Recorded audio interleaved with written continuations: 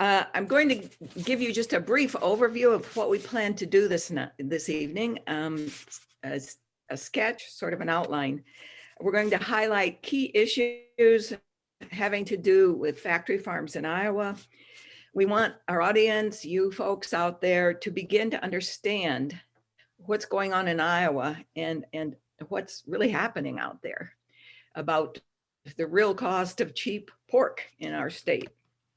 And some of the topics we'll cover will be the history of factory farms dating back to about 1960, a review of the problems that threaten our health and our environment due to this proliferation of factory farms, some false solutions that are being tossed around, some disinformation you may run across, and we'll end up talking by a way forward.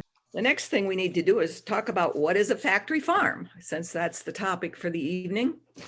Thousands of animals raised in a confined space for the majority of their lifetime. And you're looking at some of those poor critters right there. The conditions are poorly regulated, they're toxic and highly polluting. There are currently over 10,000 of these in our state, and they're rapidly growing. And unfortunately, big ag industrial complex contend that our state should be able to hold 4 times this many. And that's very daunting given the problems we already have with the numbers that we currently have. So here's a dictionary definition. A factory farm is a large industrialized farm on which large numbers of livestock are raised indoors in conditions intended to maximize production at minimal cost. And what we know is that that includes extreme confinement. The animals are unable to live a natural life, and they experience constant suffering in the form of stress, anxiety, fear, and the physical impact of a constant toxic environment. So this presentation tonight may feel overwhelming, and that's because the problem is overwhelming. So don't expect to understand or even learn everything, but we'll do our best to run it by you, and you'll take away some important information, I'm sure. So I'm going to turn it over to Mackenzie now for a look at the history and complexity of the problem we're dealing with.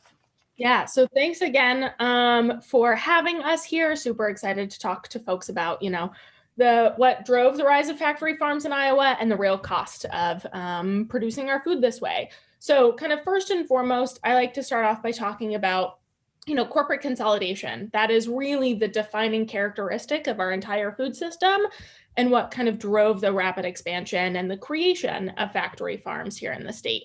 So I like to show this graphic to demonstrate the control that one company has over many parts of our food system.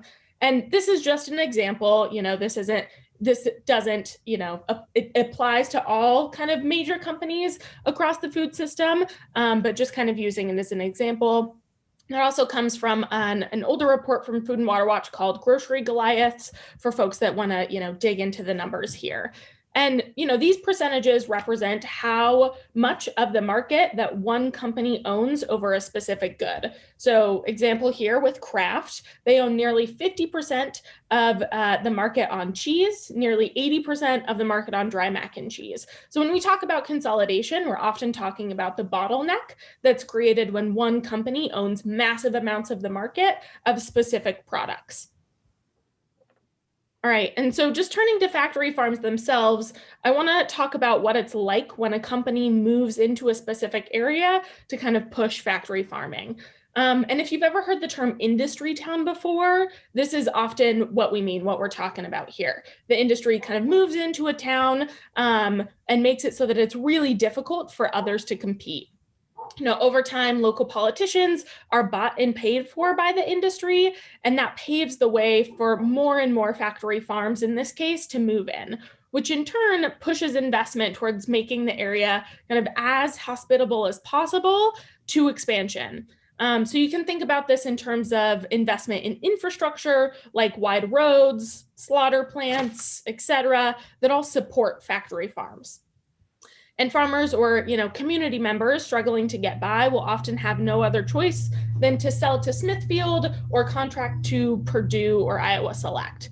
And this is exactly what we're seeing across this map. Factory farms have taken over many places across the country. I'm not going to get super specific into the key here, but the main point is that the red areas that we're seeing, that dark red, that's areas that have over 33,000 hogs per county.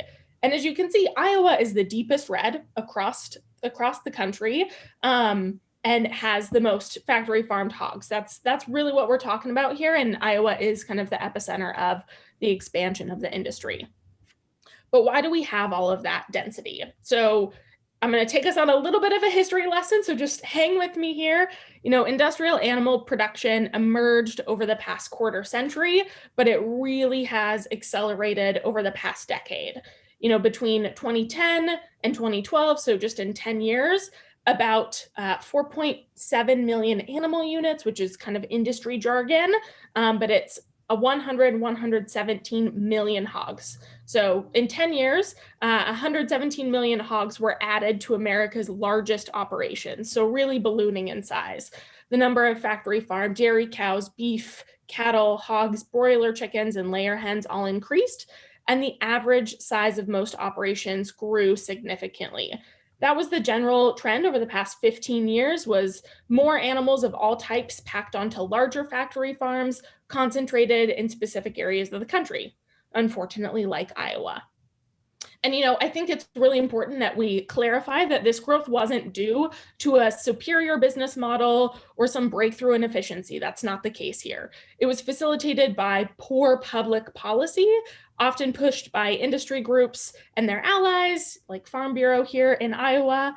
And the two, largest costs of industrial livestock production are feed and manure, or manure management. Those have been artificially reduced by federal policies. Feed has often been sold at extremely low prices, often below the cost of production, for the past 15 years as a result of farm programs to promote overproduction of corn and soy to help create this kind of low-cost feed.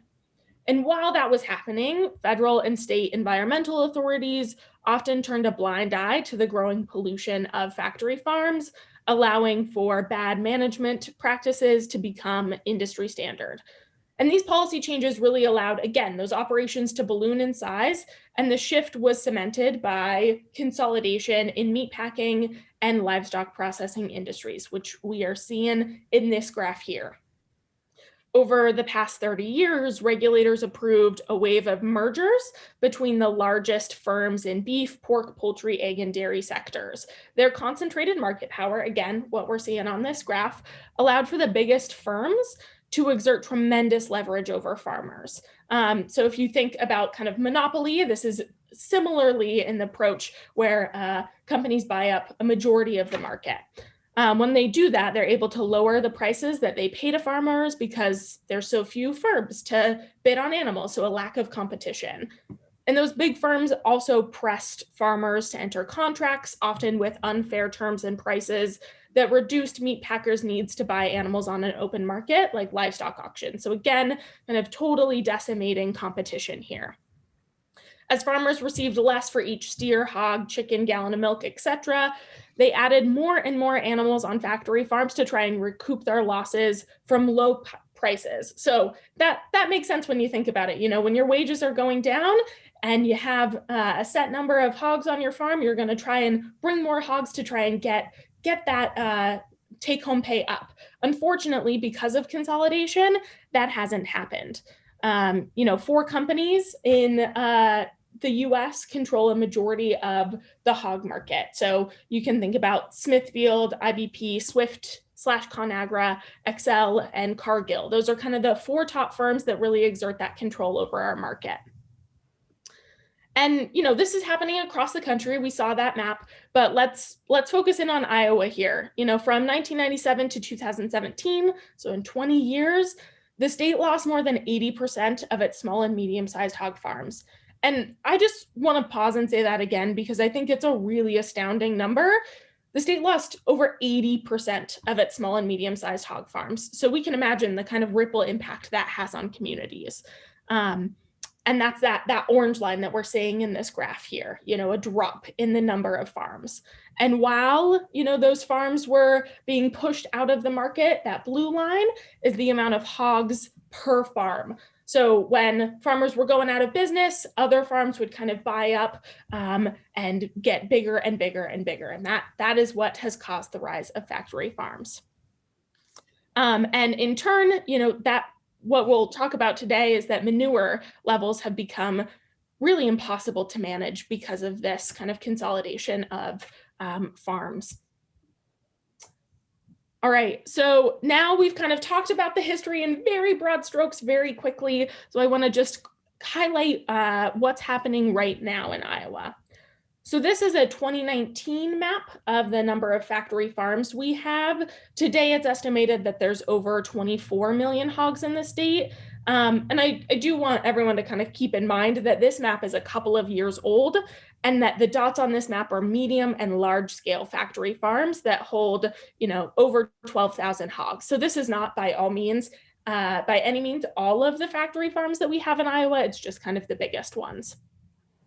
And for those of you that live in Johnson County, just to make this a little more personal, I live in Iowa City. 15 minutes from my home, I can go find a factory farm. These are very close to us in city centers, and we don't even have the most dense, concentration of factory farms that often exists in Northwest Iowa, where you're seeing a lot of green up in this corner over here. And, we showed what the population looks like across the state, but I also wanted to highlight what it looks like inside these factory farms and what industry groups have done to kind of capture our institutions, so to capture our legislature.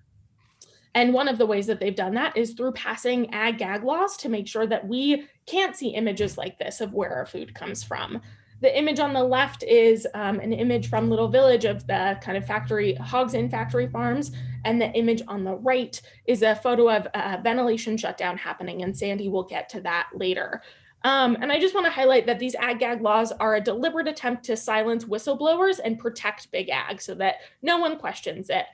Similar types of this legislation have been introduced in states across the country. And unfortunately, there's been 3 rounds of what we call ag-gag legislation passed here in Iowa. The first one, passed a couple of years back, was struck down as unconstitutional on freedom of speech, issues. The second one is currently tied up in the courts. The likes of ACLU are fighting back against this legislation because they know it's not right. And then the third one, unfortunately, it was much broader, and it was passed last year in kind of a COVID package. And it creates kind of a new crime of food operation trespass with an aggravated misdemeanor as kind of the punishment, and potentially up to 2 years in jail and $6,000 on fines.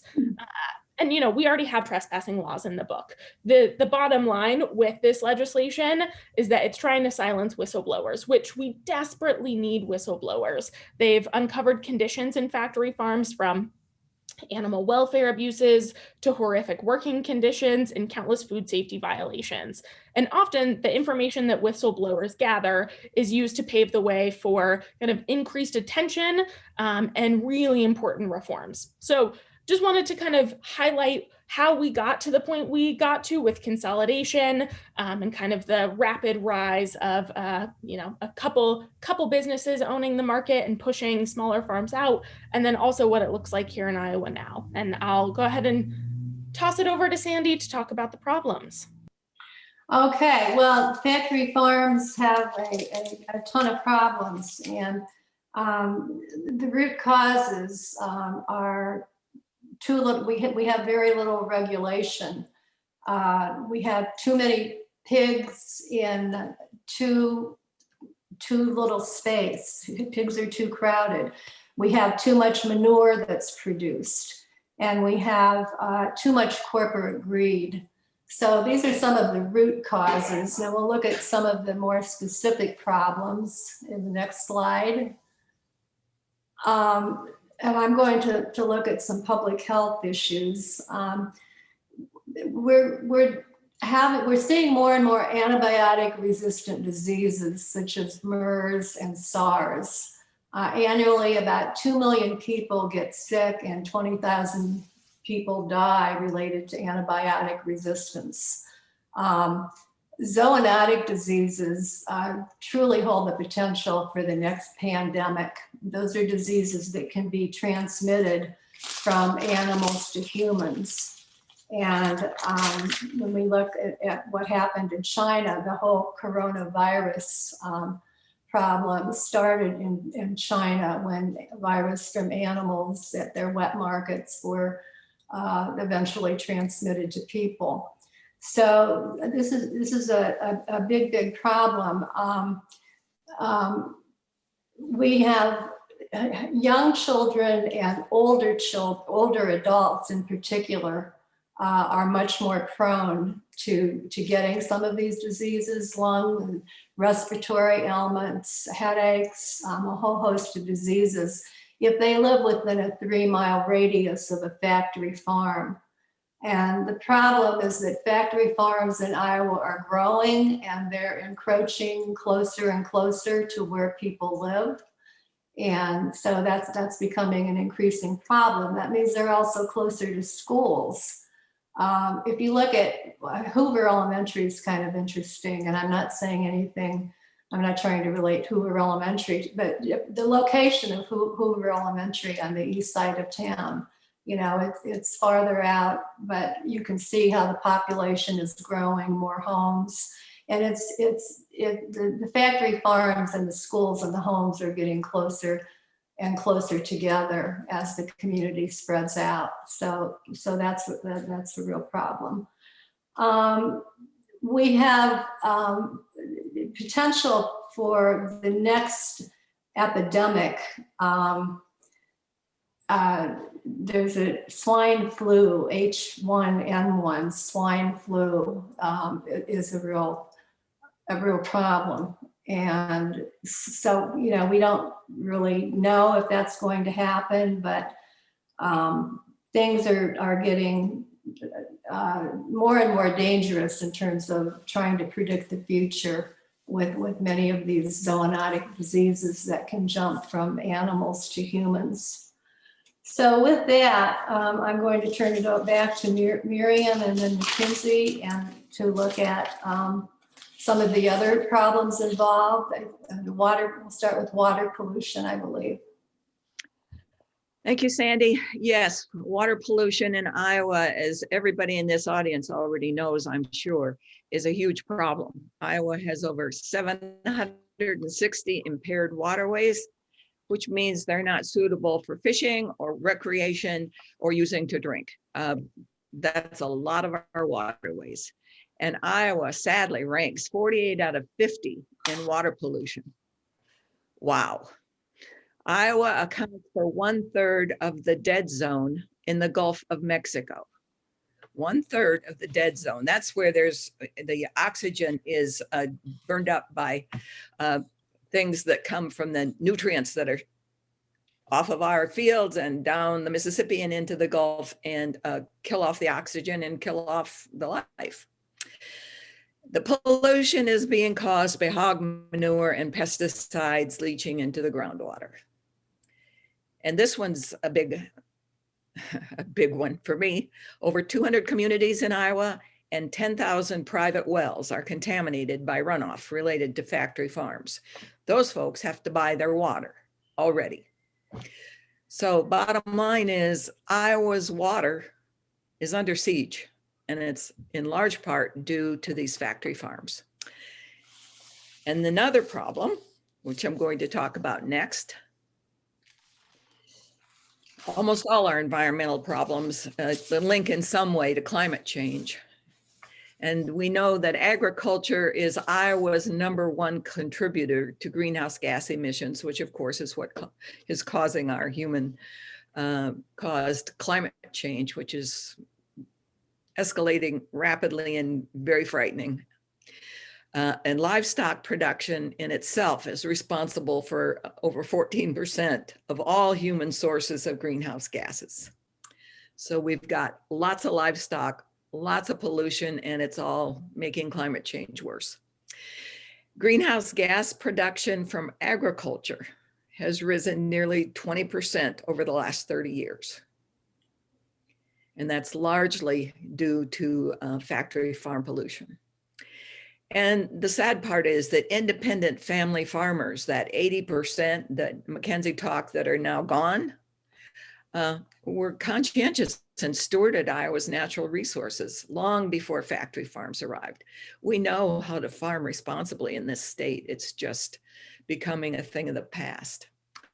On the right, you'll see a picture of a couple of long, low sheds, and those are typical hog confinement. That's pictures of typical hog confinements where the animals are jammed in close together, living wretched lives, waiting to be slaughtered so we can all eat cheaper pork, which is in fact inferior in quality because of all the antibiotics and everything that they're raised with. So that's two more of the big problems. And back to Mackenzie to talk about the economic problems.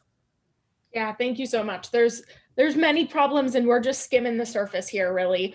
You know, when we have the system that we have currently, which is kind of defined by consolidation, as we talked about at the top, companies are able to get away with a lot more since there's little competition to push back. And when this happens, we often see the exploitation of workers, farmers, and consumers. In terms of kind of the economic harm that this system does, we've seen farm incomes drop over the past years to an all-time low. For each dollar that you and I spend on food, farmers only receive about 14 cents. And not only do we see these individual farmers hit hard, but communities overall are in a lot worse place. The reality is that factory farms are not the economic savior that we've kind of been led to believe. A 2003 study looked at over 2,000 rural counties nationwide and found that counties with larger farms, so factory farms, had lower levels of economic growth, suggesting that larger farms make smaller contributions to local economies. Again, larger farms actually contribute smaller amounts to their local economies. Large agribusinesses instead pocket the profits while, typical independent family farms were investing in their local communities. And when we really think about that, that makes sense. 10 farmers caring for 500 hogs each contribute a lot more than kind of one farmer caring for 5,000 hogs. And because of this consolidation, we're seeing there's less farm jobs that there used to be. Between 1982 and 2007, the state lost over 40% of all farm jobs, which is a huge economic kind of punch to the state. And, unfortunately, it's not just kind of those impacts on our economies, but factory farms are also associated with declining property value, anywhere from, 20 to 40% decline based on how close your house is to a factory farm. And, what happens when we have declining property values? That means declining property taxes that are used for things like public education and services. So not only are factory farms decreasing take-home pay for farmers, decimating the number of farm jobs available in many places like rural areas, but these operations are also whittling down the public money that we have to invest in services across the board. Plus, factory farms also get some pretty great tax breaks. Counties across Iowa are losing money each year by giving tax credits to factory farms. In 2018, for example, Hardin County lost over $1 million because of tax credits given to factory farms. We can kind of talk about that later. And at the same time that we're seeing kind of less tax dollars, what remains is also being used to prop up the industry. Our tax dollars go to improving roads that have been torn up by transportation of massive amounts of manure and helping pay for the cleanup of the pollution that factory farms bring instead of, integrators and companies paying for that pollution themselves. And, we're also paying for kind of environmental mitigation efforts that unfortunately are never going to make the progress that we need until we stop the pollution at its source, which is factory farms. So that's kind of the economic landscape that we're looking at. Unfortunately, factory farms are, again, not the economic savior that we've often been told they are. Now I'll turn it over to Sandy to talk about kind of animal treatment. Ooh, here we go. Okay, maltreatment of animals. This topic probably receives less attention than some of the other issues involved when we talk about factory farming. And I think that's for two reasons. First of all, it's hard to see and confront and deal with directly cruelty to animals. And there's a lot of cruelty that goes on with the way that these hogs are raised in confinement. So it's difficult to talk about. I know I've been in conversations with friends and I'm trying to talk about some of these things that happen. And, you know, they don't want to talk about it. It's difficult, and I understand that. But we have to be aware of it, and we have to work to turn it around. The other part of why we don't hear as much about this is because the industry doesn't want us to know about it. They want us to believe that these pigs are just happy, and comfy in their cozy barns and all as well. And that's just simply not true. The problem is that when they don't look at hogs as animals, as sentient beings who have emotion and feel pain. They're viewed within the industry, I believe, this is my opinion, as things, as cogs in the machine, as different, as inferior, as the other. Stupid pigs. They're not like us. They don't feel pain. Why should we care about it? And when you take an attitude like that about another living being, be it an animal or a person, it's simply easier to abuse that animal or person. So that I think is another underlying cause. What happens to animals? They don't have a happy life. Overcrowding results in diseases, and they're giving massive doses of antibiotics, which is why we're seeing more and more antibiotic resistant diseases, because we eat the meat and we ingest some of those antibiotics. This particular photo is far from the worst. There are photos of hogs that are probably almost twice that crowded, literally almost on top of each other. But this is far from hogs raised in the pasture living on straw. They're living on metal or wooden grates directly over a big pit where their manure drops into. So they smell the fumes, and they live in these horrible confined conditions. Uses of electrical prods to move animals around, to transport in and out of trucks, get them out of the truck, get them into the slaughterhouse. Ventilation shutdown is a form of euthanasia that was used by some of the larger factory farms in Iowa when there was an outbreak of COVID among meatpacking employees, and they stopped processing meat. So rather than just to slow the system down, they had a buildup of hogs that they couldn't ship from the farms to the meatpacking plants. So they decided to euthanize them. It's a barbaric method. I'm not going to go into detail. If you have a strong stomach and you want to know what really happened, Google ventilation shutdown pigs in Iowa, and you'll find out what I'm talking about. When they go into the slaughterhouse, those lines move really, really quickly, and cattle are killed with a bolt to the brain, and usually they go pretty quickly. Hogs are also stunned with the gun, and then their throats slit. They're supposed to be stunned into an unconscious state, and then their throats are slit, and then they're hoisted up on the chains and dumped into a tank of boiling water to get the hair off. And those lines move really quickly. Now, I can't give you statistics. I'm not saying this happens frequently, but it does happen. There was an article in all the newspapers of a malfunction about 3 weeks ago in one of our processing plants.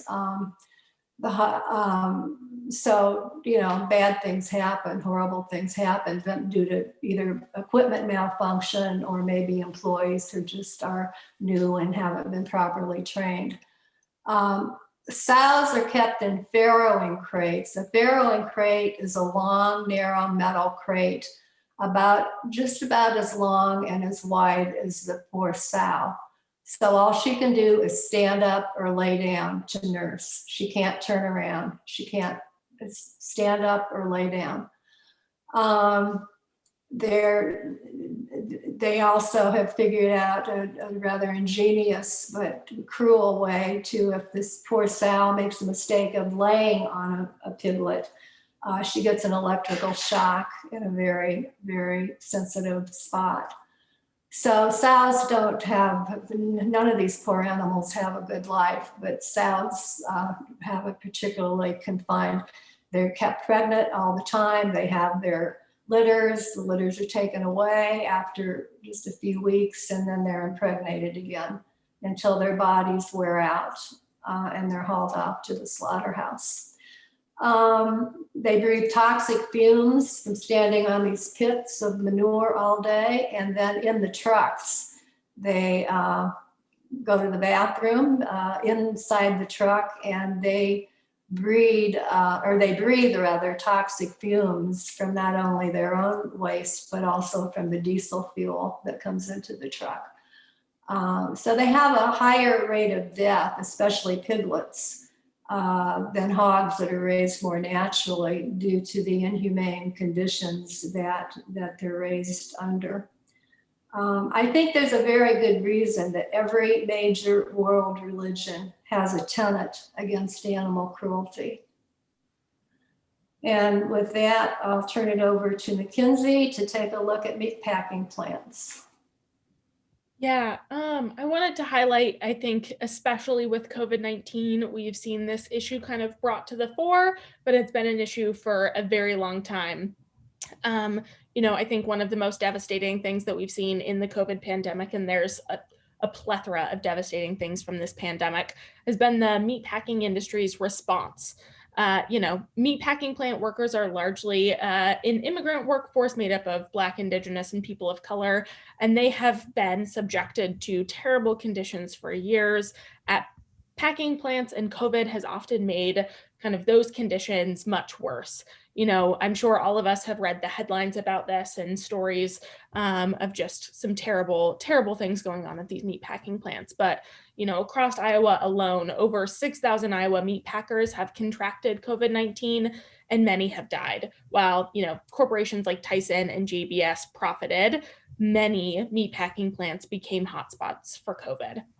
And, you know, I think most of that fault lies with corporations themselves. They didn't provide personal protective equipment to workers. They didn't provide proper testing protocol. They didn't implement social distancing in these plants, and often penalize workers for calling in sick. And most of this, you know, I don't want to paint this as though it's happening in the past. This is very much a continued problem. But some companies have implemented some changes because of public pressure. And, you know, all the while, unfortunately, these companies have been pushing for further deregulation of this industry to ultimately pad their pockets, you know, from having them inspect the safety of their own meat supply to increasing line speeds. And we know increasing line speeds is when carcasses kind of move down a line quicker for processing. And that is known to increase kind of worker safety issues and harms that many of these workers face on a day-to-day basis. And, you know, again, with so few corporations kind of dominating this industry, they've been able to push this legislation at our federal levels to the detriment of meatpacking workers and the safety of our food supply as well. And now I think we're going to turn and talk about false solutions. Yeah, thank you, Lindsay. False solutions are devised by humans to perpetuate either failing products and enterprises, and also to hide the danger by products and enterprises. And one example that I remember is the Kent micronite filter on Kent cigarettes that was supposed to save us from the toxic components in tobacco. So cigarette filters would be an example of a false solution. And then that moved to vaping, and vaping was marketed to teenagers very purposely, even though it was every bit as dangerous as smoking a regular cigarette. The way we package sugar-filled cereals is another example of a false solution. They make you think it's really healthy with its wheat and whatever ingredients, but most of them are mostly sugar and they're not good for us. And they're packaged specifically to appeal to young kids for the most part. So those are all false solutions, and Miriam is going to give you some false solutions as they pertain to factory farms. Well, the first false solution is one we're looking at right now, and it's an example of greenwashing. Anaerobic digestion is a way of putting in a very expensive machine that's going to treat manure and turn it into what's called a factory farm biogas to produce energy. It takes the manure from the lagoons and pits it into methane and changes it into methane gas. But we know that biogas is 50 to 70% methane gas. And the rest is mostly made up of carbon dioxide. Let me see the next slide.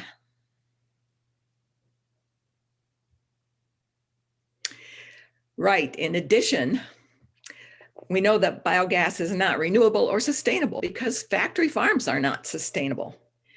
And biogas is largely methane, which we know contributes up to 80% more to climate change than carbon dioxide, whatever the source of methane is, and there are several. But biogas is one, and it's being whitewashed or greenwashed, I should say, as a solution here, and it's not. And burning factory farm biogas also releases carbon dioxide, as well as all this methane and other pollutants and toxic greenhouse gases into the air, contributing to illness and contributing to climate change. And these digesters are very expensive, anywhere from $400,000 to $5 million for these babies. Oh my goodness. And once you make that investment, what do you need to do? You need to keep making more hogs and other livestock to justify having that digester to make methane, which is not good for anything except increasing climate change. I mean, it's a wheel that goes around and around, leading us deeper and deeper and deeper into bad environment and bad economy and just bad everything.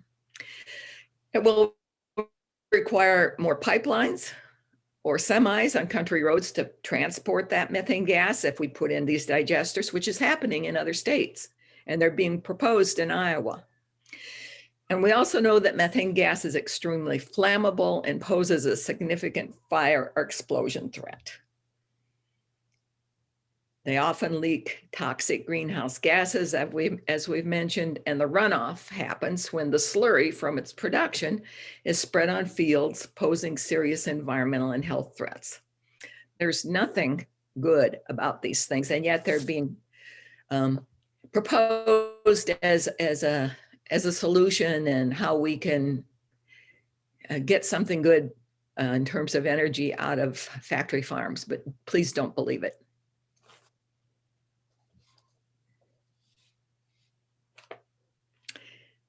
You want to talk about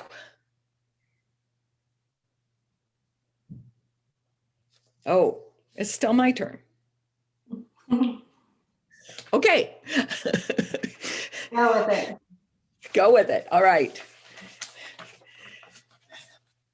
Here are some other false solutions we need to be aware of, and misinformation. We'll talk about false solutions first. The master matrix. Most people have never heard of it. If you have been paying attention to the problem of factory farms, which are also called CAFOs, which stands for concentrated or combined animal feeding operations. The master matrix was passed in 2002. And it was a tool used by the Department of Natural Resources in order to ascertain whether to approve the construction or expansion of a factory farm. According to Ryan Burren in the Drake Journal of Agricultural Law, and this is, I took from his article, the master matrix's leniency allows CAFOs to wreak havoc on local communities and the environment while simultaneously taking away local control over these operations. And as Mackenzie was saying, they're getting closer and closer and closer to where our children go to school and where we live, and they already are, causing damage to people who live in rural communities. A passing score in the master matrix, which is essentially just a list of regulations, a passing score on that, the conditions you need to meet in order to get yourself a permit to build or expand one of these things. A passing score is 50%. Now I ask you, what happens if you get 50% on any test you take? You fail. And yet with the master matrix, which is permitting these factory farms all over our state, you don't have to get 50%. It makes no sense. And there's no local control. It's a done deal before it ever gets to the counties where they're being built. Another false solution is the nutrient reduction strategy that is in Iowa, which I didn't really know anything about till I did a little research for this presentation. The Iowa Nutrient Reduction Strategy is a science and technological based framework to assess and reduce nutrient pollution in Iowa to Iowa waters and the Gulf of Mexico. It was developed by the Department of Agriculture and Land Stewardship, the Iowa DNR, and the Iowa State University College of Agriculture and Life Sciences. It was adopted in 2013. So far, sounds good, right? However, the framework includes point sources, which means industries and wastewater treatment plants, places where the effluent, the runoff from these things comes out clearly into waterways. So that's a point source. And non-point sources, which is agriculture, which is much more difficult to pin down. Okay, the nutrient reduction strategy in Iowa is completely voluntary for the non-point, i.e. agricultural pollution sources. Therein lies the problem.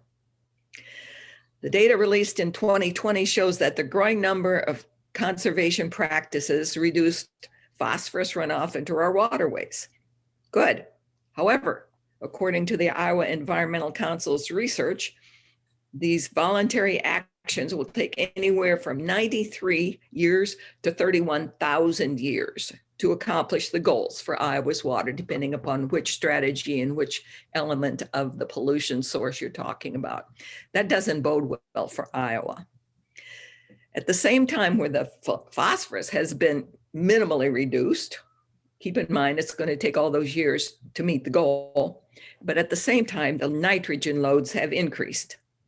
And nitrogen is the primary runoff from the vast amounts of manure from our factory farms. Clearly, voluntary approaches have not worked. We need a moratorium to stop the pollution at the source. If we don't stop the construction of factory farms, taxpayers are going to be on the hook to dump more money into this voluntary program with little results and be stuck with major cleanup costs.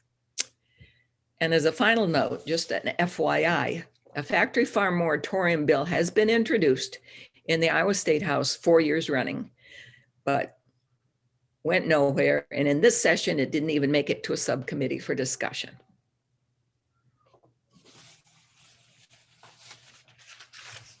So I think with that, we'll kind of talk through some of the real solutions. Miriam outlined a lot of the alternative or false solutions that were put forward, like biogas, like tweaking the master matrix.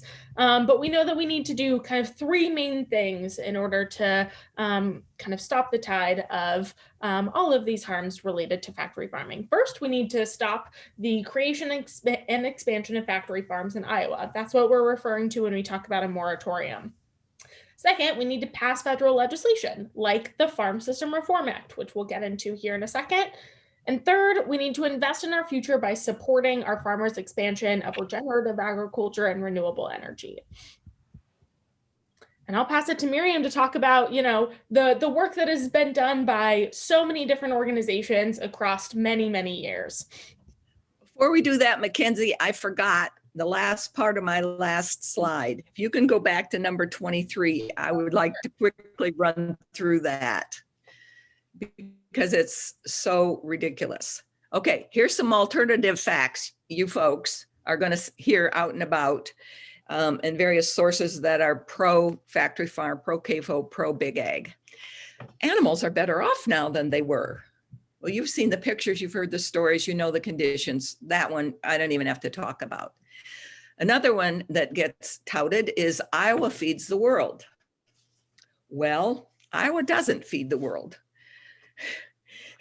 Local farmers feed their countries and their citizens and their neighbors. The reason people are hungry and there's food insecurity in the world is because of inequity, because of waste, because of poor distribution and corrupt governments and bad politics. No amount of hogs produced in Iowa at the expense of our health and environment will, quote, feed the world. Not going to happen. And the next one's my favorite, goose poop. There are actually people in the State House who are supporters of factory farms who say that our 760 impaired waterways in Iowa are that way because of goose poop. Remember the snowball in Congress that was proposed by a legislator to prove that climate change doesn't exist? Goose poop goes in that same category, in my opinion. And of course, you're going to hear that Iowa's water is actually improving.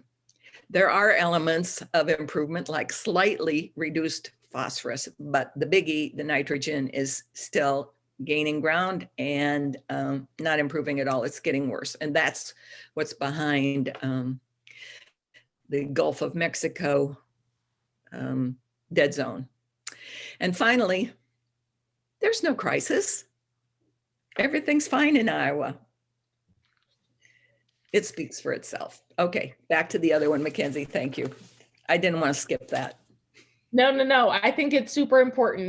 We hear this frequently, as well as lots of other kind of myths around the factory farm industry. So I think it's great that Miriam highlighted all of these and just how problematic they are. And unfortunately, that means that Miriam, we're going to toss it right back to you. But just again, we'll kind of go over these three main things when talking about the real solutions. But yeah, Miriam, you wanna take it away again? Sure. Okay. The slide you're looking at here was taken in the Capitol, in the Rotunda, a couple of years ago. If you look closely, you'll see some of our green granny shirts there in the foreground. It's a lobby day, lobbying against a factory farm moratorium, where we had a big rally, and then we went and met with our legislators. So that's one solution that we're still working on, only now they're virtual lobbies. Okay, just running through this list. I already told you there's legislation introduced 4 years running. We got to keep doing it until it passes. We already know that 63% of Iowans support a moratorium from both sides of the aisle. We're raising public awareness. We're doing that tonight. We keep doing that every chance we get. We get petitions signed. The Grannies had a table at the Iowa City Farmers Market and at the state fair, or the county fair, sorry, asking people to sign petitions. There have been county resolutions and legislative priorities sent to the State House that came out of efforts made by Grannies and others to get a moratorium in our state. Rallies and protests, always. And the Democratic Party platform in our state has a platform that wants to remove any new or expanded factory farms, cave hose until we get this problem figured out and find a solution for it. And there's a media blitz, op-eds, letters to the editor, editorials, been radio programs that talked about it, and of course, social media. And right now, the Grannies and Food and Water Watch are involved in a project, a partnership to put yard signs in as many yards all over the state as we possibly can. And a cohort of Grannies has been delivering these yard signs. They say, no factory farms. Stop factory farms, save family farms, protect our environment.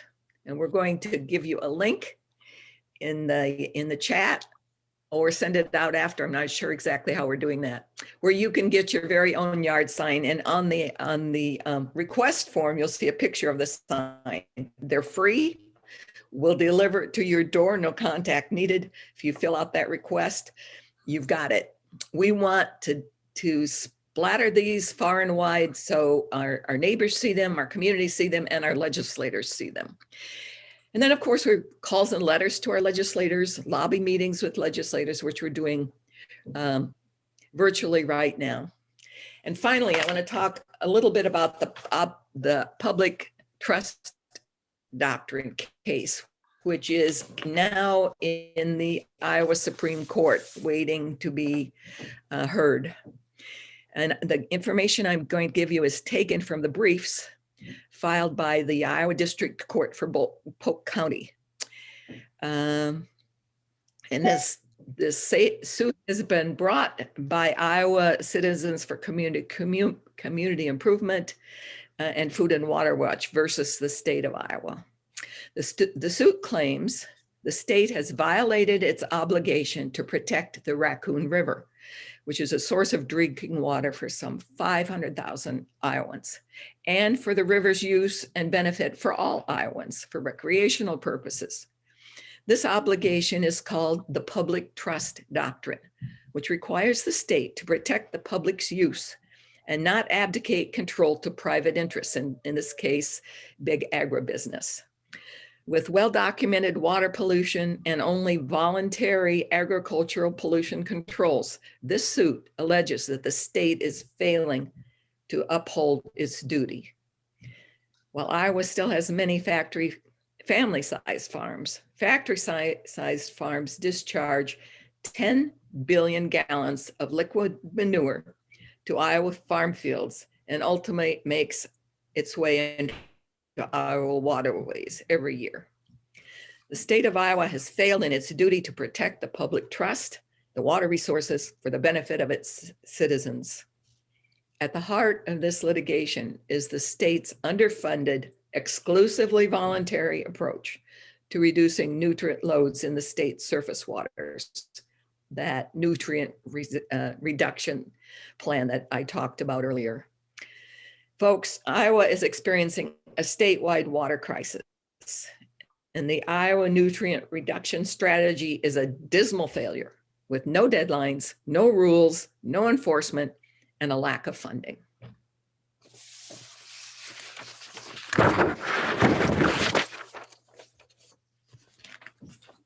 Thanks, Miriam, for kind of paving all of the different things that are happening around kind of pushing back against the industry here in Iowa.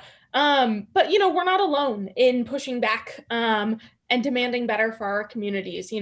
I'm giving this kind of perspective as someone who works with lots of these campaigns, or, our organization works with lots of these campaigns. But I want to just preface by saying, individuals rise up against the factory farm industry and kind of factory farms coming into their community often. So this is by no means an kind of all-encompassing list. But I do want to highlight that we've seen, legislation in Oregon kind of pushing for a moratorium on mega dairies. And that's with the Stand Up to Factory Farms Coalition that Food and Water Watch is a proud member of. In Maryland, there's been bills for the last couple of years to place a moratorium on factory farms. In Rhode Island this year, we saw, I think for the first time ever, moratorium legislation introduced on the statewide level, which is super exciting. And I think, a result of the long fought fight here in Iowa. And then, there's other ways that people can demand better. It doesn't always have to come from statewide legislation. So in Delaware, we've been part of a fight against a biogas operation moving into Sussex County, Delaware, that would prop up the industry and also, provide a lot of negative harms. Methane gas is incredibly flammable, like Miriam detailed all of the other harms of biogas. In Michigan, there advocates won a ban on manure spreading on frozen ground, which we do have here in Iowa, but that's a really big deal, When we spread manure on frozen ground, oftentimes it runs off right into our waterways at a much higher rate than it would on non-frozen ground. And then in North Carolina, where there has been kind of a stronghold of factory farms in especially communities of color and specifically Black communities, there's been a lot of natural pushback against biogas coming in and further entrenching the factory farm industry. But I do want to say, I think change does start in the heartland. People are looking to Iowa as one of kind of the epicenters for factory farms as to how to move forward and how to create a food and farm system that isn't dictated by agribusiness. So while we have kind of that legislation on the state level, I think it's also important to talk about what's going on at the federal level. A moratorium is just kind of the first step in creating a better, more sustainable, more just food and farm system. So the Farm System Reform Act was introduced last Congress by Senator Cory Booker in the Senate and Representative Ro Khanna in the House. And it does a variety of things. It's a really, really fantastic all-encompassing bill. But kind of the first two bullet points here, the Farm System Reform Act would give growers access to funds to help pay off the debt that I see some folks are kind of talking about in the chat through a $100 billion voluntary buyout program to contract farmers who want to transition away from factory farming. And, that's in addition to placing an immediate moratorium on factory farms. And this transition period really provides a unique opportunity to rebuild our local food economies, where farmers sell to local markets and rural communities reap the benefits of retaining more dollars locally. And we've seen this transition happen before. We've seen this just transition applied in tobacco regions of North Carolina, where funding and incentives help tobacco farmers transition from tobacco to fruit and vegetable operations, which really created a surge of locally grown produce and thousands of new jobs. So we know that this is proven to be successful. Kind of the third bullet point here is making big ag accountable for their pollution. So the Farm System Reform Act would level the playing field for contract growers by making big ag companies responsible for their waste, aka manure. Factory farms produce enormous amounts of manure, an estimated 885 billion pounds each year in the US alone. And many operations produce more manure than can be sustainably applied to cropland, creating runoff that, pollutes our soil and water, as we've talked about today. Instead, integrating companies like Tyson and Purdue have long pawned off the enormous burden of waste and kind of dead animal disposal on their contract growers. The Farm System Reform Act instead would hold these big companies liable for their pollution and the negative impacts on communities. This fourth bullet here, it strengthens antitrust. So it would help the USDA take enforcement actions against meat packers engaged in practices that distort the market and manipulate the price of meat in a way that gouges farmers. When, at the same time we've seen, and I just saw Pat drop something in the chat, giant meat packers continue to post record profits, even during this pandemic. We believe that it's really time to end the stranglehold that meat packing giants have on our meat and poultry industries. And addressing these issues head on will actually help ensure fair prices and wages for growers, as well as level the playing field for kind of small slaughterhouses and meat packers. And last, but definitely not least, the Farm System Reform Act would restore COOL, which is country of origin labeling. Currently, the USDA allows beef and pork products that are shipped into the US and processed and repackaged here to be labeled as product of the USA, even when the animal, was raised in a different country. And this often allows multinational meat packers to pass their imported beef and meat generally off as American, which further erodes fair competition and prevents shoppers from really supporting local rural economies.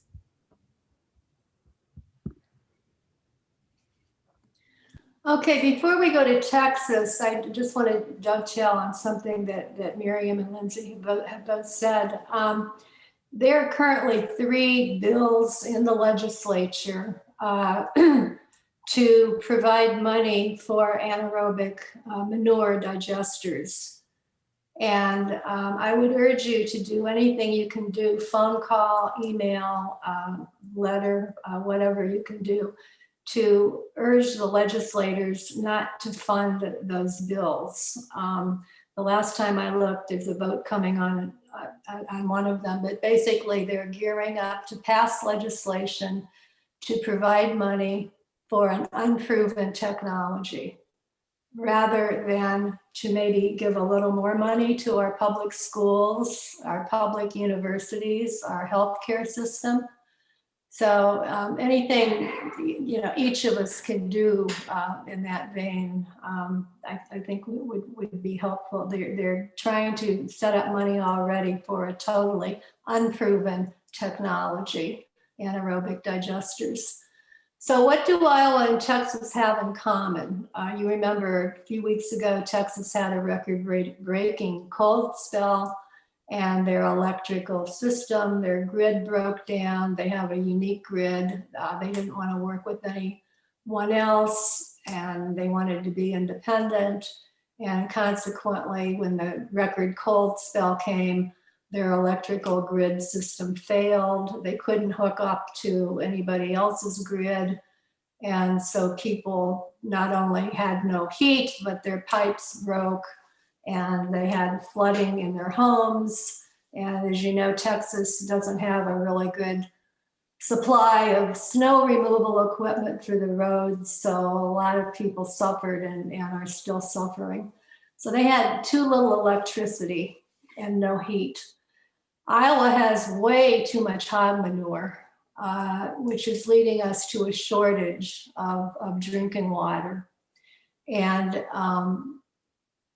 one of the things that's happened, that the manure and the runoff from pesticides led to Des Moines. A couple of years ago, Des Moines had no safe drinking water. 500,000 people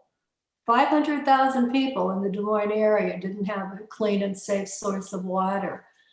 And so they ended up suing the state over lack of regulation and for allowing the Raccoon River to become that polluted. That case is currently in the Supreme Court. So Texas had too little electricity. We have too much manure. Of course, the root problems and what Texas and Iowa have in common are lack of regulation, unaccountable politicians, and corporate greed. So rather than our legislators trying to figure out how to help people and what works for the common good, we're seeing bills move through the legislature that would fund an unproven technology, which then would be used to argue for more factory farms because the manure problem would have been solved, so they say. So let's stop subsidizing and cleaning up big ag. Let's stop cleaning up their messes with our taxpayer dollars. Yeah, Miriam? Yes. Sorry, I was looking at the chat. Okay, I'm going to make this really quick because we want to save some time for Q&A at the end, and we're running out of time. So we already talked about some of these things because we've been doing them. Contact your legislator, don't fall for false solutions, talk to your friends and family, post on social media, write letters to the editor. And there's the link for the yard sign project, which we talked about, and there's the picture of it. So you could have proudly put one of those in your yard showing you stand on the side for a healthy environment in Iowa. And finally, continue to educate yourself. You know, we've been working on this and trying to learn as much as possible. We don't know it all, for sure. But the more we learn, the more concerned we are. And you can follow 100 Grannies and Food and Water Watch and see the work that we're doing and join us.